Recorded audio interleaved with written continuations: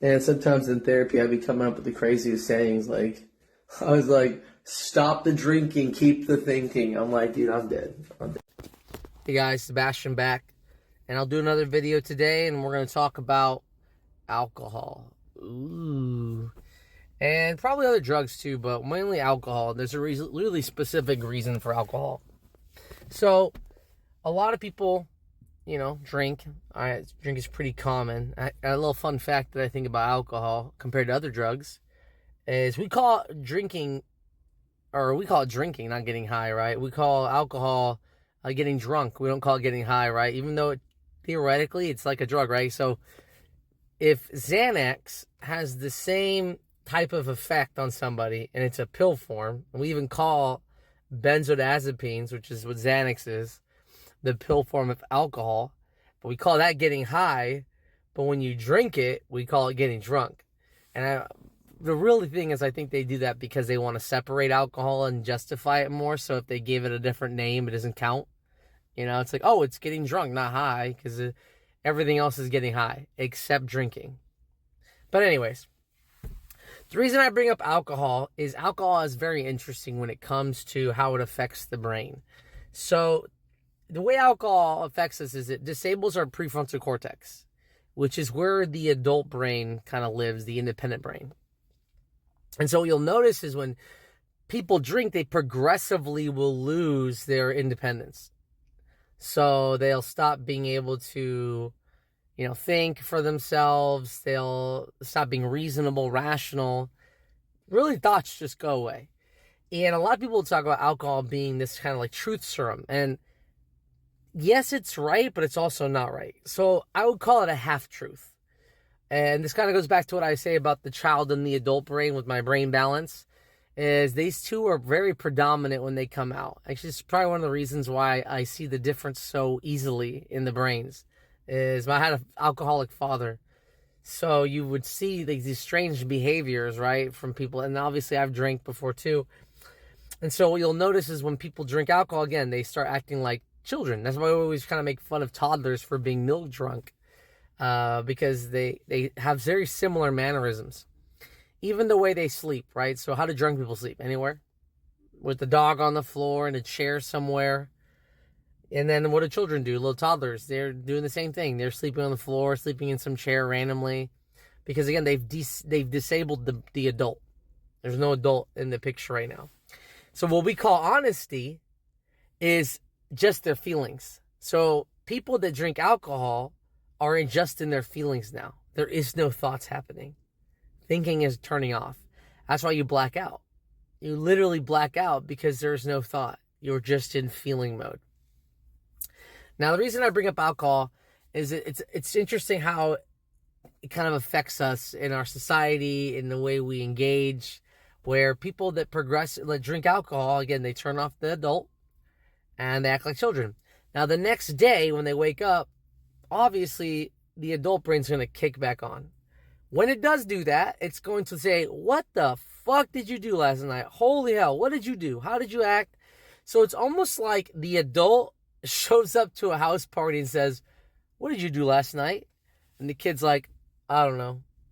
And it's like, why did you do that? I don't know. Why'd you do that? I don't know. Why'd you call that person 3 a.m? Why'd you get in your car and drive? Right? Why'd you fight with that person? Why'd you tell them that secret? Why'd you do that? There's no thought. They're just in their feelings. They're just responding and reacting. Now, another thing that's interesting about this is that, people that have that duality where they're very anxious people and they really hold back, well, that inner child's going to come out. And the problem with the inner child is depending on how they treat their inner child, that their stomach, their gut, their feelings, it's going to reflect when they drink. So the things that they've been suppressing with the adult brain are now going to come out in full force. And this is going to cause havoc, right? Because sometimes we want to say something to somebody. For example, like we're at work, right? And my boss says something to me, I'm like, that I hold it in, like, yeah, I'll go do that. But under my breath, I'm like, are you very... Well, once you start drinking, that filter is gone. It's gone. You're a full force being authentic, just in your feelings. So again, this phenomenon will destroy relationships, destroy consistency, just brings you down because, again, you're having a difficulty being honest, being consistent, and taking care of responsibility. Now, the other interesting thing is when people, stop drinking, or they're trying to stop drinking, right? Their anxiety is going to kick on in full force, which is why a lot of people who are addicts, first they drink to get rid of the anxiety, but then they become dependent. And now they have to drink just not to withdraw, but now they still have anxiety. So even though it was doing some kind of like temporary relief for a moment, it'll get to a point where it no longer provides you relief. And actually, it controls you because you have to consume it or you die. So alcohol is just such an interesting drug and how it affects us, because it just affects our whole social groups. It affects how we engage with the world. It affects our ability to be productive.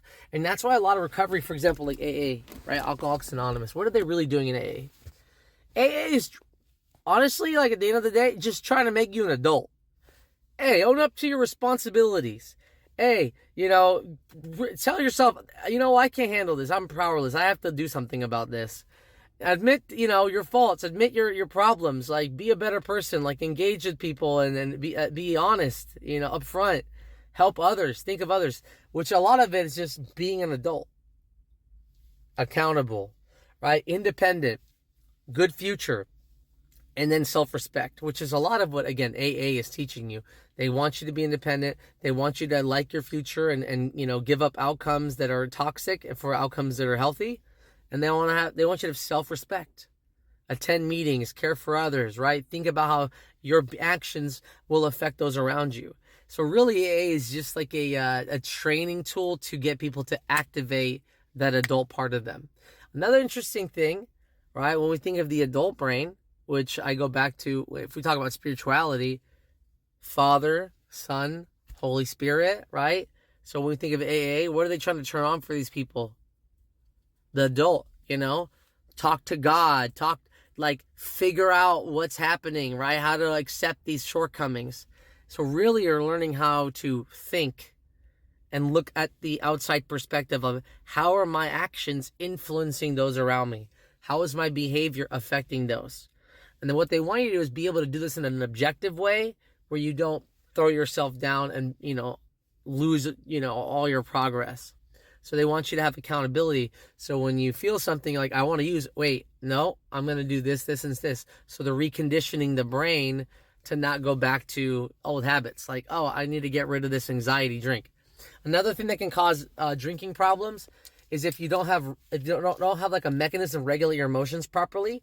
So if I feel anxiety, I can, go and get a breath of fresh air or call somebody or have like some kind of like project or activity that I can go work on for a bit to help me refocus.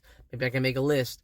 But when my habit has been drink, the second I get anxiety, my behavior mechanism is going to say, go drink, until I recondition that behavior to do a healthier one instead of going to the unhealthy one. So here's some information about alcohol affecting your prefrontal cortex, making you act more childlike, taking away responsibilities that you're able to focus on, but then also being detrimental because the next day you're waking up to these things being, problems now. People that drink will also lose their social group because nobody wants to be around someone that's constantly drinking and being the victim. And so one of the things I suggest is recognize those feelings that you're having. And when you have that mechanism, I want to drink, try to create a new mechanism, right? Another reason why people drink is, one, they're not being productive enough in their life, or they're not having enough fun. So they're lacking stimulation. And so the drinking helps them activate that. Maybe they don't give themselves permission. Maybe they're not allowing themselves to enjoy life the way they want to. So I recommend, again, telling yourself, hey, when I feel this emotion, this is going to be my new behavior. And that'll help a lot of the habitual reaction to want to drink, okay? Well, that's what I got for you guys today about alcohol and how it affects our system. If you guys have any topics you want me to talk about regarding mental health or anything, just give me a heads up, and we'll see each other in the next video. Peace. Okay, guys, so I'm going to give you guys my theory on what's happening to this society and some of the reasons why we're in the situation we are, especially with our like dating world and our way women and men kind of act. So if we look back, like back in the day, as they say, back in the day, so there used to be this idea that women were treated like let's say like a tree that would one day produce fruit, you could say, right? And we would treat these little saplings with all this love and care and protect them within the household, right? So women we used to value a lot. We used to see men as, hey, guys, you guys got to tend to the land. You guys got to go out there and understand how the land works, right? So you're going to tend to the ground. You're going to learn how to appreciate time, because it takes time for crops to grow, for animals to grow, like whatever tending to the land is. You have to learn how to appreciate tending to it, right? So you build character that way. You learn how to deal with adversity. You learn how to deal with situations. You learn how to like manage your emotions, manage, work, difficult challenges. And so what would happen is after you would learn these skills of how to sustain yourself, as a man, then you would like get your own little place and, build up your house and create a house, a house, right? Really, like, where do I live? But if you think about a guy's house, like what we call a man cave, man caves and stuff like that. Well, when you go to a guy's house, there's not much in there. There's a bed. It's like rocks. It's like a planet with no life. There's like a bed, sometimes on the floor. There's stuff stacked on itself. There's not a lot going on. There's not a lot of color. There's not a lot of flavor. His fridge is probably not very full. There's not a lot in the sink. Not tapestry, no colors, it's just a barren planet. Now, when a girl moves in, all of a sudden, colors start to show up. Plants start to show up. Flavors start to show up. Really, some identity to life starts to show up. And so women bring a lot of life. They make it a home, as we say. So the guy might make the house and keep the house and protect it, but the woman makes it a home. And so this is a different dynamic. So guys used to go to some, father, and be like, I want your daughter. And he'd be like, well, who are you? Well, okay, I've taken care of this sapling forever, and you're going to take this sapling and you want it to be your tree. So how do I know you're going to take care of this little sapling like I did? And so you're proving yourself to this tree that you're going to take care of it. So you bring it home and you give it what it needs. You give it the nutrients. You give it water, sun. You really take care of this tree. And then one day that tree will give you all the fruit, which, you call it children, whatever. It could be the happy moments, whatever you want to consider it. So we used to appreciate women. And now you have this interesting phenomenon where men are getting babied or enabled way beyond their necessities. And they're not being taught to handle pain as a mechanism for learning. Discomfort and pain are great mechanisms for learning how to adapt, grow, get up, pick yourself up, as they say, learn how to manage difficult situations. It really gives you like a leadership type of a skill set. I fall down, I get up, I look around, I figure out, well, how did I make this not happen again? And I move forward and I learn from it, right? So that's kind of what it means to learn from pain. But you have a situation where moms are catering to their adult sons way too long in their life, way too long. I mean, doing their laundry, calling the doctor for them, essentially creating a failure to launch. And this is creating a lot of problems in our society because you're having men who used to be decision makers, that used to be able to push forward and understand what they needed to make, through a situation that was difficult, be a leader, right? Be a thinker. Now they're not having to think. They're not having to do. I have cousins who are middle-aged and their mothers still take care of them and their children. And they even take them to work and they're in their 30s, almost 40s. And they're literally not enabling or not making this son grow up, which is causing dysfunction in their household, in the future generation's household. It's causing a massive problem.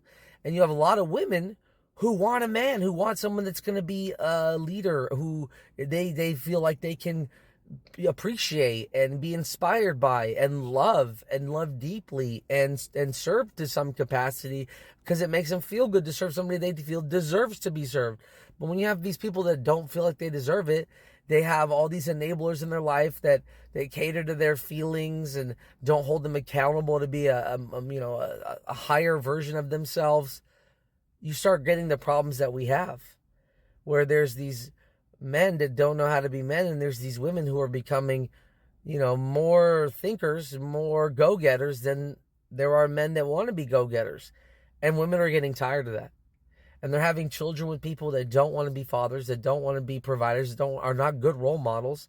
And then starting to create more problem, because then, again, a lot of women are frustrated by men, that they're not acting like men. And then men get mad because they're alone and they're not getting anybody.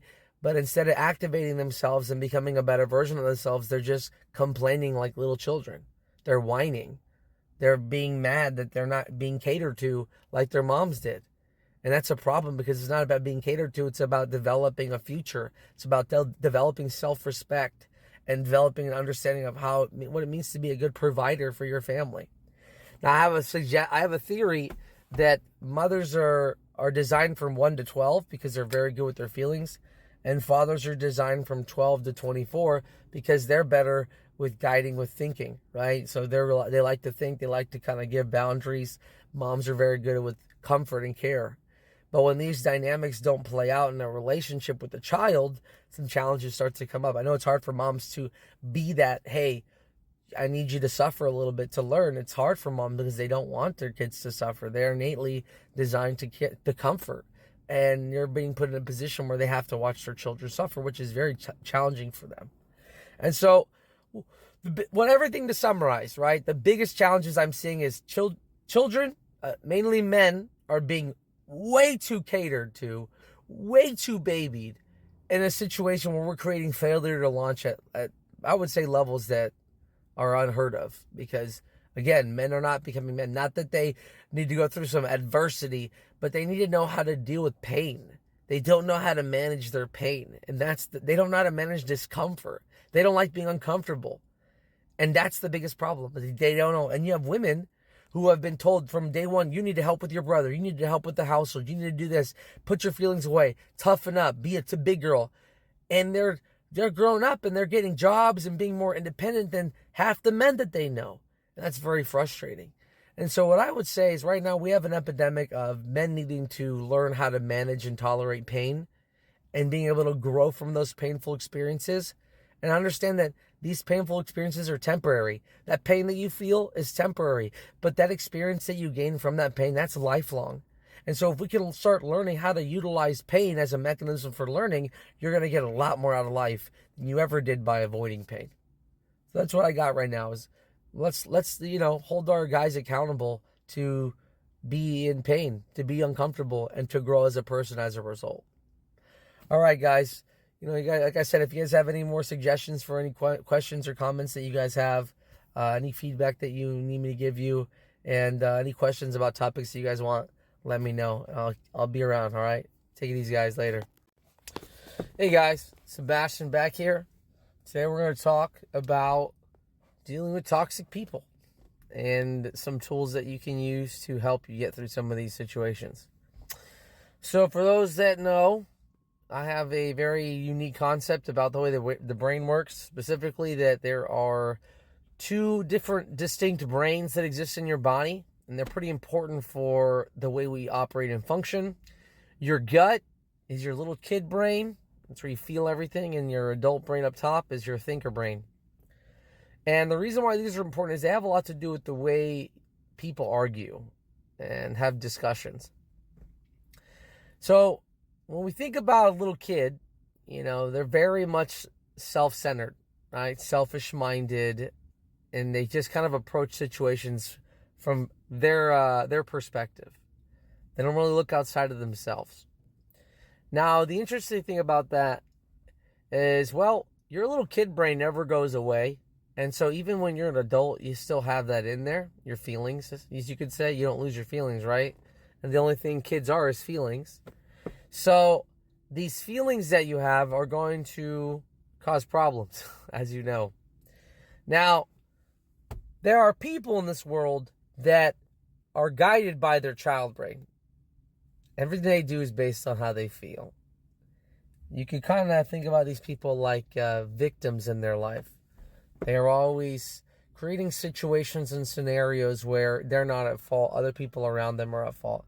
Now, this process ends up causing a lot of social environments to become toxic for them, because if you're always doing things for you, nobody wants to be around that. Nobody wants to be around somebody that's very selfish-minded. Now, the thing about kid brains is, well, they like to argue. And a funny way to kind of think of how a kid brain operates, someone that's a kid brain, if you call someone a kid brain a kid, they will get mad. They will be like, I'm not a child, don't make fun of me. I'm not doing. They're going to react to you. If you called somebody that was in their adult brain a child, they'd be like, yeah, probably. I probably need to work on myself a little bit. I'm probably being a little guilty about that. They can accept this feedback. Child brain people can't. They have a very hard time accepting feedback. A couple examples of how this could work. You could say, hey, I want to talk to you about a subject to somebody that's a child brain. Or, hey, this happened yesterday. And instead of saying, yeah, you know what, my bad, like, I'll work on it. Well, I didn't do that. Well, I didn't know. Well, it was this person. It's the what about people. What about this? What about that? They don't know how to take ownership of things. They avoid any kind of responsibility. Avoid discomfort and pain is the best way to describe it. Now, these people are those people that every time you try to talk to them, they always fight about things, or they always argue, or they're always finding ways to avoid any kind of culpability. So, how do we beat them in their game? Well, the only way to really beat a child brain, you have to be a really good adult. A really good adult. Where you have to be able to call them out on their logic. I'll give you an example.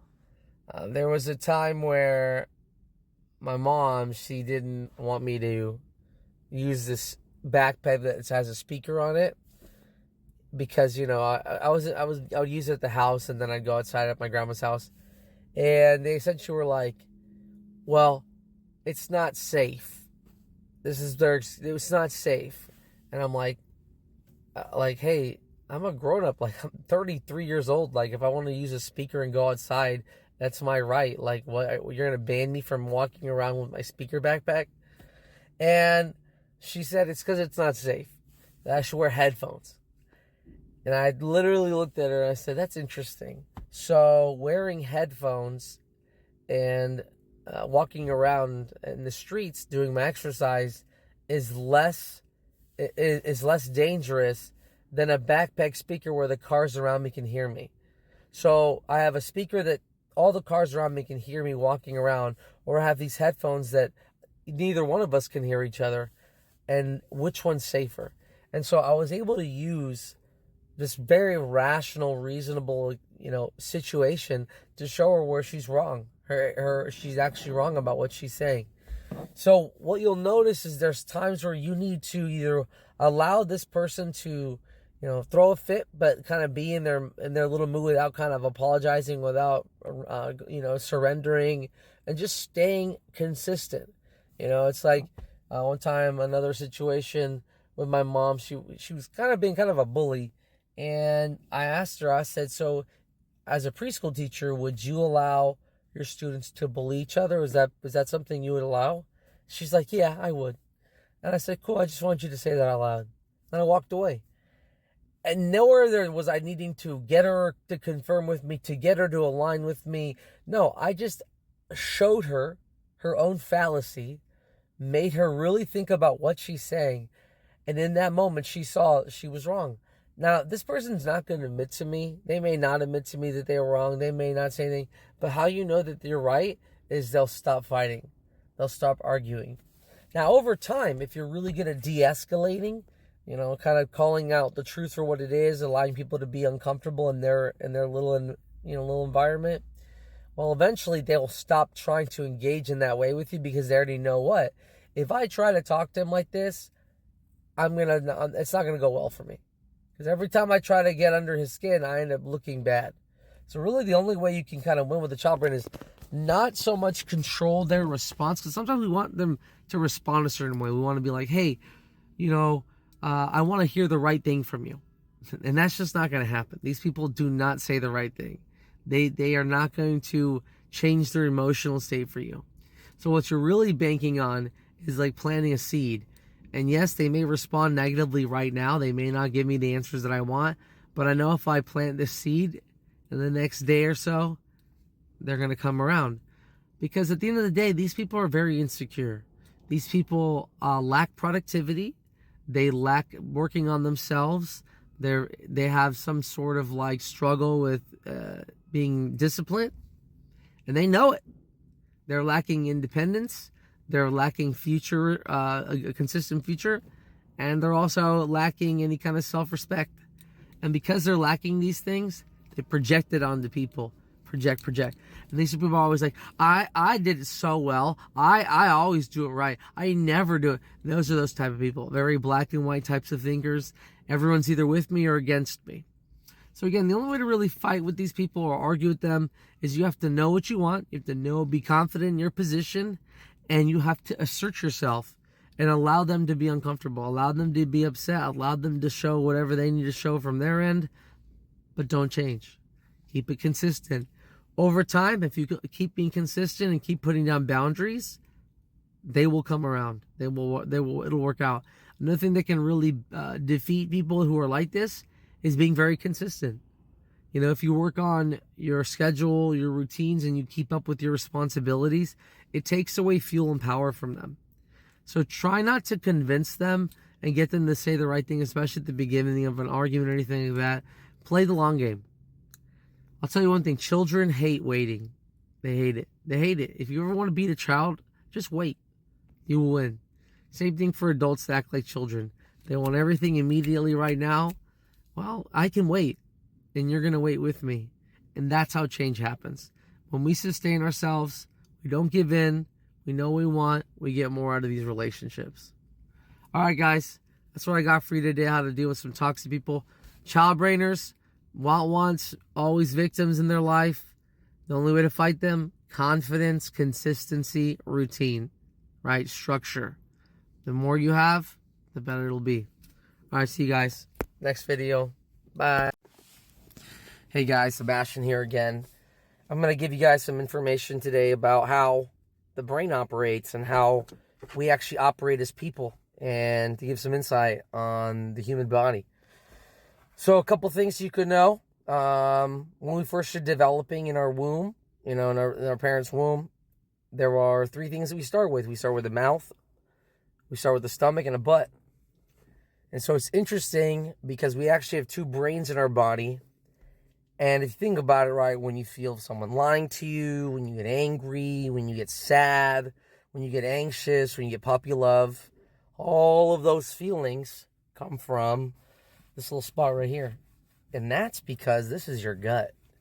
And your gut is your first brain. This is your little kid brain. I love you. I hate you. Don't leave me. All that comes from right here, this gut. And so your gut actually is your first brain. It's your little kid brain. This is where we feel everything.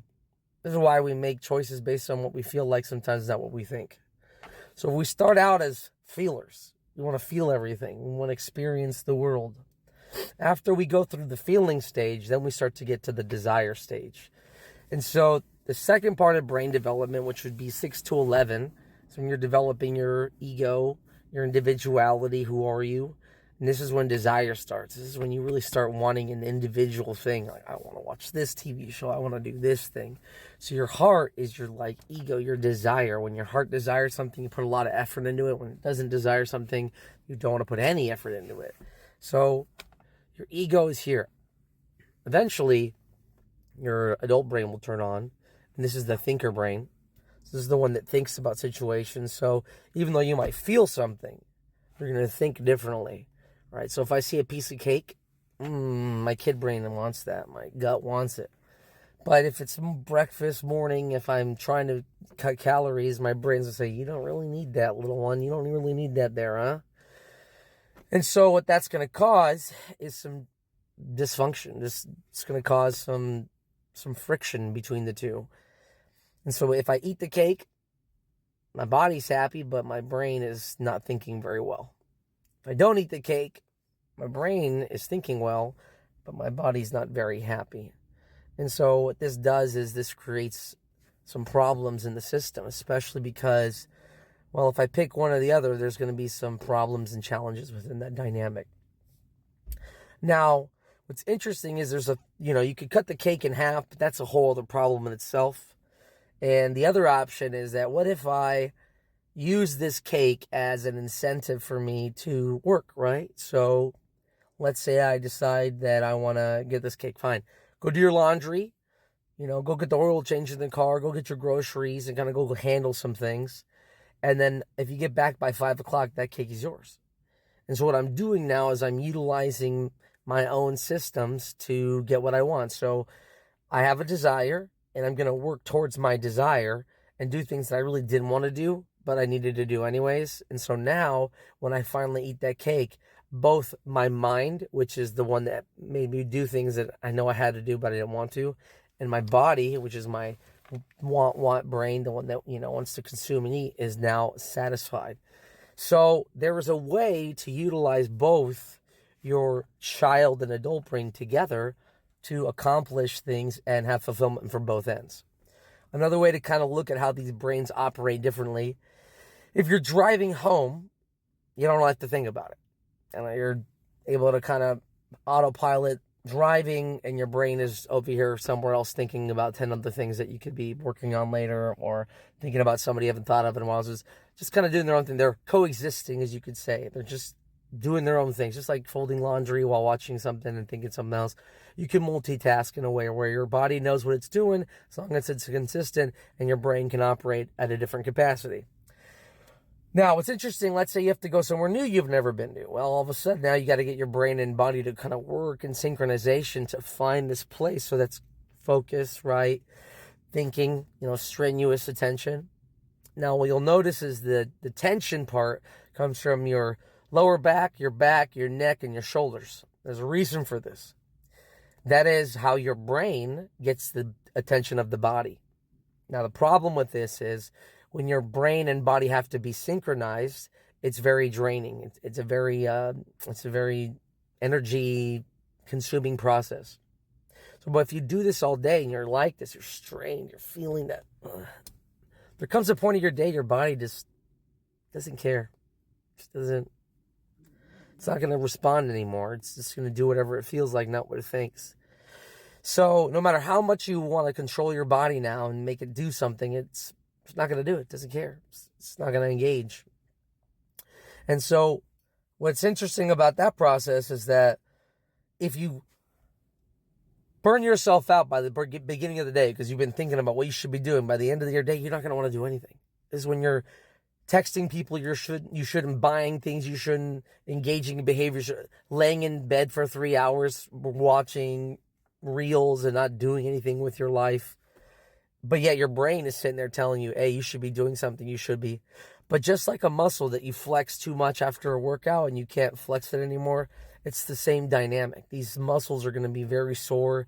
These muscle groups are going to be tired because they've been extremely overused, and they're not supposed to be used to that capacity. It's very unnatural. The way life's supposed to work is, I say 80% of your life should be pretty consistent with 20% variety, right? So 80% of the stuff that you do, not very much difference there, with 20% of a little bit of flavor there. Because if 80% of your day is the same, you don't have to think about those things. You can just do it, get done, get there, right? And a little bit of variety, just enough to give it that spice for life, right? So you want to have some kind of difference, but not too much where you have to think about it all day. Now, another thing to think about in this concept is, if you have too much anxiety, you don't do anything. But if you don't have a to-do list, you also won't do anything. So you need a to-do list. You need something to activate you. Same thing with depression. If you have too much depression, you don't do anything. But if you have no desire, you also don't do anything. It's like opening up the fridge and there's nothing in there. You have to be able to want something to do something about it. Now, you can also look at this as like, if you sleep too much, it's not good. If you don't sleep enough, it's not good. You need to sleep enough to be rested. If you work out too much, it's not good. If you don't work out enough, it's not good. So you need to work out enough for your body to be healthy, right? If you overeat, overweight, if you undereat, malnourished, you have to eat enough to be healthy. So life, a lot of ways, is a balance, even between these two, right? So you got your adult, you got your kid, and you got your heart. And if these two aren't in some kind of balance, well, you're going to feel a lot of imbalance, a lot of discomfort in your life. So remember, Life is about balance. Life is about balancing your child, your adult, and your spirit. Mind, body, spirit. If you keep those things intact in order, life will work out. It allows you to feel the magic in life. If those things aren't synchronized, you're not going to be feeling very well. So just thought I would share that with you guys. Another way you can think about this is drunk people, right? How do drunk people get home? They can't think about it. They just know where to go. They just know. They can be blacked out, not talking, not thinking. But trust me, they're definitely feeling, and they definitely have muscle memory, and they're definitely going to make it home, right? Because that's just how the body works. So just some thoughts that your body and your brain, as much as they are part of the same system, they are not the same system. You could be brain dead and still alive on life support. Why? Because your gut's going to do what it needs to do, because it can still feel without thinking. You may not process what you're feeling, but you're still feeling either way. So I thought I would share that with you guys today to give you some insight on, how the body and the brain work, and some things that I've been working on as far as my practice and what I've been putting into play. So I thought I'd share that with you guys. All right, guys, take it easy. Enjoy the information and stay safe out there. Later. Hey guys, Sebastian here again with another video. And this time I'm going to be talking about that good old sex education, right? So there's a couple things I'm going to teach you guys about sexual relationships and some understandings and underlying factors that contribute to the way we engage in our sex lives. So there's two parts of the brain, like I've talked about in a lot of my other videos, that are really important for how we engage in sexual activity. The first part is, again, there's that child brain and there's this adult brain, right? So your child brain, you can kind of consider it your stomach, your gut. Your adult brain is your thinker brain up top. So when it comes to relationships, it's very interesting because these brains actually have a lot to do with the way we engage sexually with each other. So I'll give you guys some insight on how these brains are different when it comes to sex. So as much as it is strange to say, our little kid brain actually is a part of our sexual experiences.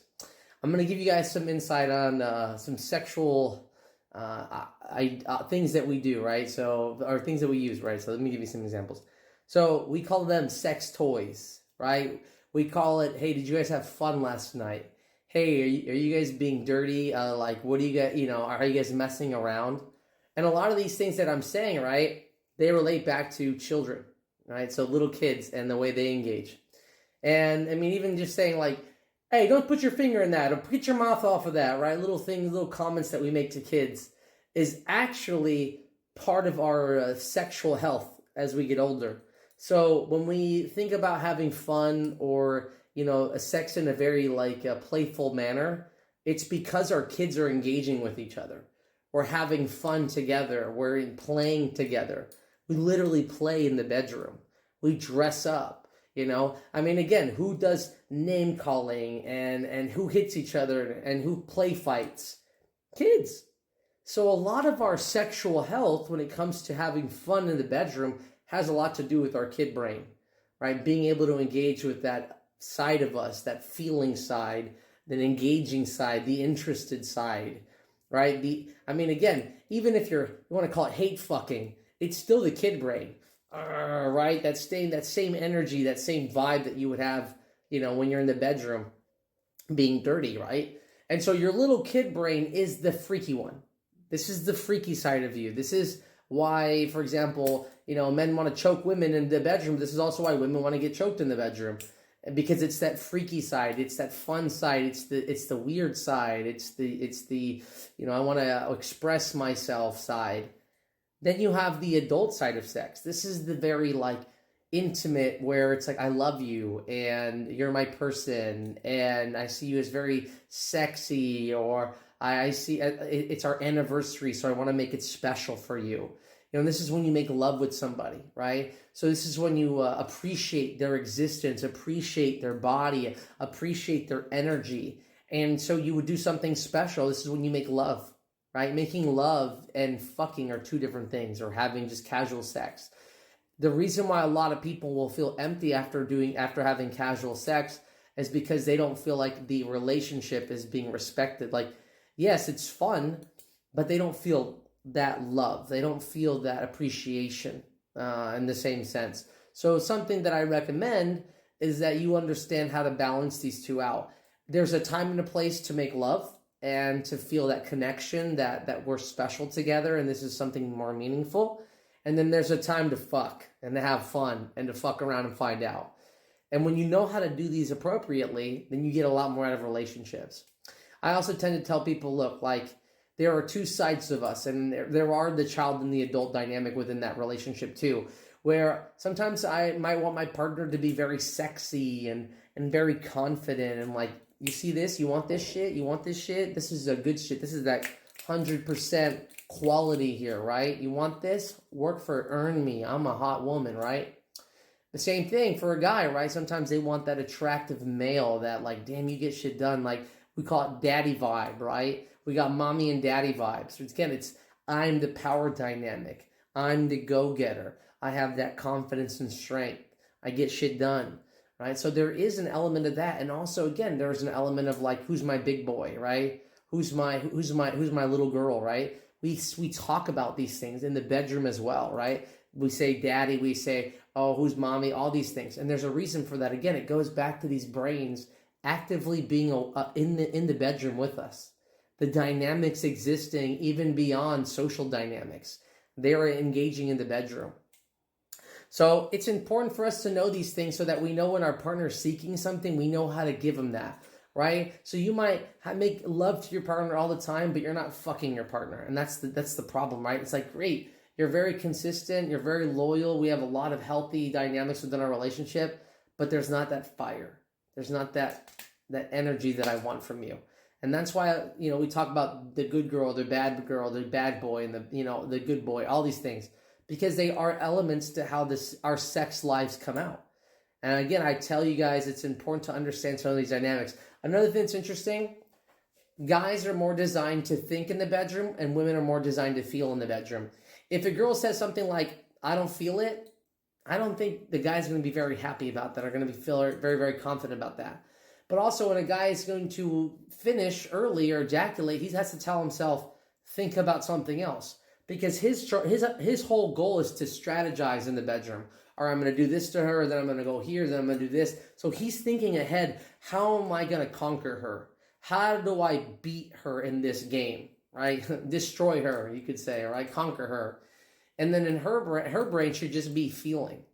How do I make this feel amazing? How do I really enjoy this moment? How do I engage, on a more spiritual feeling level, right? So my idea is that she shouldn't be able to think very well while things are happening. The less she can think and the more she can feel, the more she's going to enjoy the experience. So that's some ideas and dynamics that I see play out that are a bit different. A couple other things that are important. Depression and anxiety do influence things quite a bit. In order for a guy to get an erection, you have to first be able to calm down and then get excited, right? So first you have to be able to be in a relaxed state, and then, ooh, that excitement goes, oof, and that gets you going. Same thing for when you're going to climax. You have to be able to get that stress mechanism and then the release, right? Now, this is where things like medications can be impactful. For example, if you're taking an antidepressant or anxiety medication, the mechanisms where you say, fuck, that same idea is being diminished, right? So again, why is it hard for guys to climax, or why is it hard for guys to get erections when they're on medications? It's because the same stress mechanism goes, oh, fuck, this feels really good, is also being affected by these medications where you're not able to get that oomph that you need, that feeling. And same thing with alcohol. We call it whiskey dick and things like that. These mechanisms are affecting our anxiety, our stress mechanism, and you have to be able to stress the body out in order to get an erection or to ejaculate. So some of these things might be affecting people's natural abilities to, work in the system. So that's what I got for you guys today. Just want to teach you guys some things about sex. It's kind of funny that our kid brains and adult brains actually have to do with our sex lives as well. And when we know how to engage with these things, we're going to get more out of our lives and our partners. Okay, guys. I'll see you guys around. If you guys have any more questions or want any more insight on topics, feel free to reach out. I want to give you guys as much information as I can to help spread the word, and take it easy and see you guys around. Bye.